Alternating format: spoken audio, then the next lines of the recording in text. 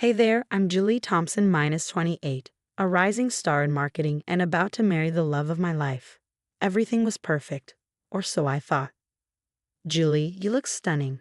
My best friend Jessica beamed, adjusting my veil with a grin. Thanks, Jess. I can't believe this day is finally here.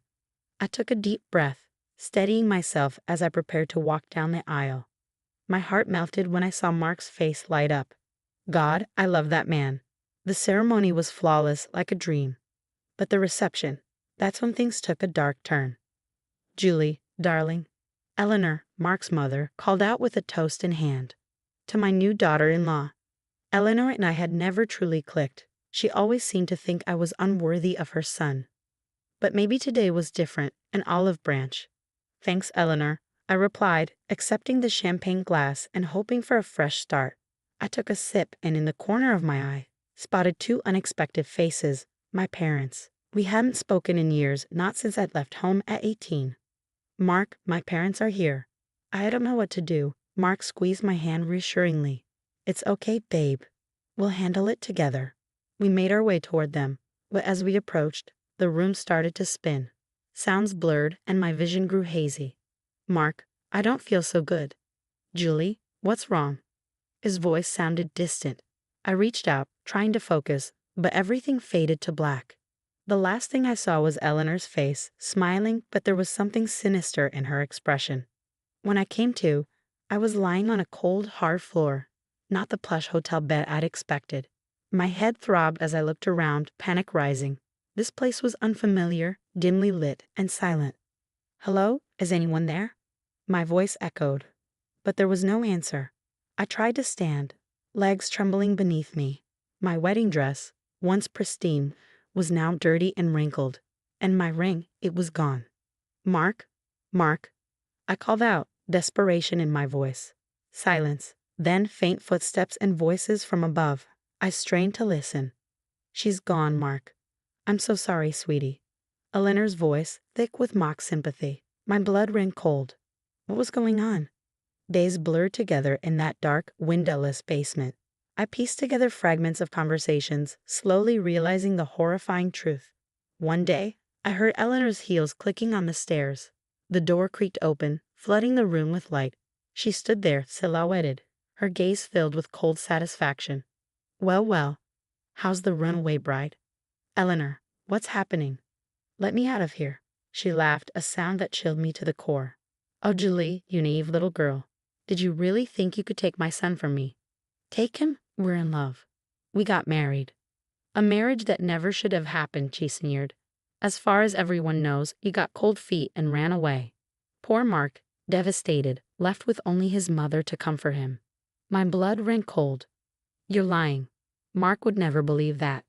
Wouldn't he? Eleanor's smile was vicious. He's always trusted his mother, just as he did with the last girlfriend who disappeared mysteriously. What are you talking about?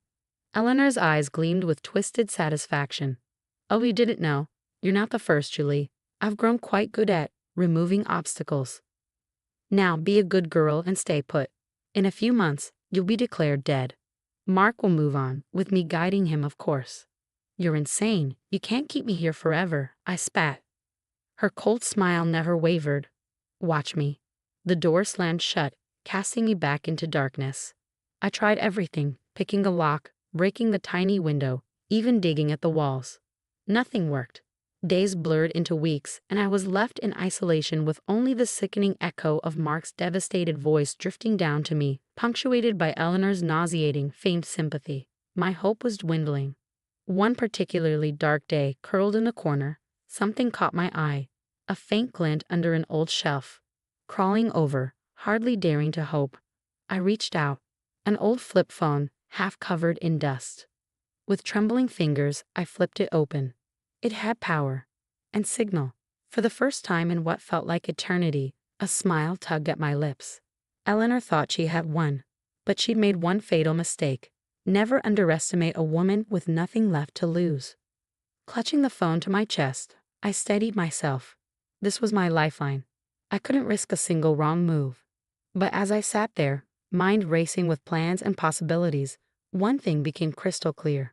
Eleanor Wilson had no idea who she was dealing with. and she was going to regret ever crossing Julie Thompson. With shaking hands, I dialed Jessica's number, my heart pounding as it rang. "Hello?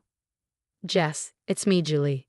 A beat of stunned silence, then Julie, "Oh my God, where are you?" "Everyone's been so worried." "Listen carefully," I whispered. "I didn't run away.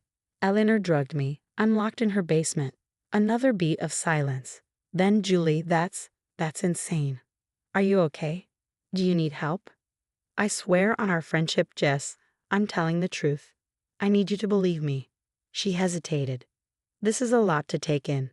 "I know, but please, I need you to help me look into some things, discreetly." "What things?" "Eleanor's past, the family business, finances, Mark's ex-girlfriend. There's something rotten going on here." After a tense pause, she said, "Okay, I'll see what I can do. But Julie, if this is true," "It is, and when we prove it, Eleanor's going down." Hanging up, I knew I had to be patient. When Eleanor came down next, I was ready. "Please," I whimpered, curling into a ball. "I can't take it anymore." "You win." She smirked, relishing my apparent surrender. Finally breaking, "Are we?" "Good girl." The second she left, I sprang into action. I documented everything, the locks, the food scraps, bits of conversation I overheard. I even managed to snag a strand of Eleanor's hair from the stairs, DNA evidence. Days turned into weeks as I played the role of a broken captive, all while gathering intel and keeping in touch with Jess. One night, Jess's whisper crackled through the line. "Julie, you won't believe what I found. Eleanor's family has been covering up her crimes for years, and Mark's ex, she didn't just leave town. She vanished, no trace left behind." "Anything else?" I asked, pulse racing. "The company books are a mess. Eleanor's been siphoning off millions." "Perfect," I said, a wicked smile creeping onto my face. "We've got her. Now we just need to set the trap." As the 3-month mark of my disappearance approached, I overheard Eleanor on the phone. "Yes, we'll file the death in absentia papers next week. It's time to move on." In the darkness, oh Eleanor, you had no idea what was coming. The day of reckoning finally arrived. I heard the commotion upstairs, raised voices, hurried footsteps. Then the basement door burst open. "Police, don't move." The sudden flood of light was blinding, and I blinked through tears of relief as they helped me to my feet. Across the room, Eleanor was being led away in handcuffs, her face contorted in a mix of shock and rage. "This isn't over," she shrieked. "Mark will never believe you." But as I emerged into the daylight, I saw Mark standing there, his face filled with horror and shame. He knew. He knew the truth now. "Julie, I'm so sorry. I had no idea." I looked at him, and any warmth I once felt was gone. "Save it, Mark. You chose to believe her lies. We're done." The following weeks were a blur of court hearings and media frenzy. Eleanor faced charges of kidnapping, fraud, and attempted murder. Robert, Mark's father, broke down and confessed to his complicity in covering up her crimes. He, too, was arrested. Even my parents tried to reconnect with tearful apologies. But I had learned my lesson about toxic people. I kept them at arm's length. 5 years later, I stood on a stage, looking out at a sea of faces, fellow survivors. I smiled, took a deep breath, and began. "Ladies and gentlemen, thank you for coming to the Rising Phoenix Conference. I'm Julie Thompson, and this is my story of survival and triumph." As I shared my journey, I thought about how far I'd come. My book, From Basement to Bestseller, Surviving a Psycho Mother-in-Law, had topped the charts, and I was using my voice to help other survivors reclaim their lives. Eleanor was rotting in prison, her appeals denied, and the family fortune drained to pay restitution. Mark had tried reaching out once more, but I blocked his number. Some bridges stay burned. In the front row, Jess beamed at me, my best friend and now my business partner in our advocacy organization. I wrapped up my speech with a final thought. Remember, your past doesn't define you, your strength does. We are not victims, we are survivors, and we will rise. The applause was thunderous as I stepped off stage. I felt light, free. Eleanor had tried to break me, but instead she made me unbreakable.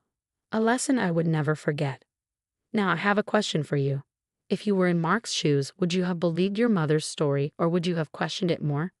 What would it take for you to doubt someone you've trusted your entire life? Drop your thoughts in the comments below. Your experiences could help someone in a similar situation. If this story resonated with you, hit the like button and subscribe for more real-life dramas and survival stories. Remember, your voice matters, and sharing these stories can make a difference.